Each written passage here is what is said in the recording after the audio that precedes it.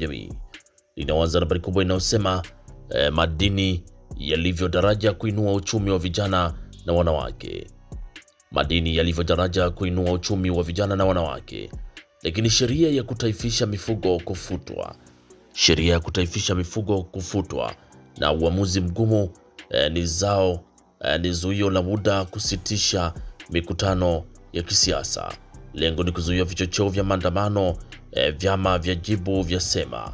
Hiyo ni habari inapatikana kwenye gazeti lako la Nipashe kwenye kurasa za mbele. Lakini matumaini mapya bei ya mafuta. Matumaini mapya bei ya mafuta. Sababu za watoto kuzaliwa na magonjwa ya moyo yatajwa.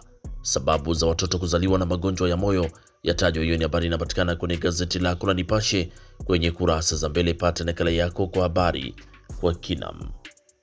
Lakini tukiachana gazeti lako la Nipashe kwenye kurasa za mbele, tuangazie kwenye gazeti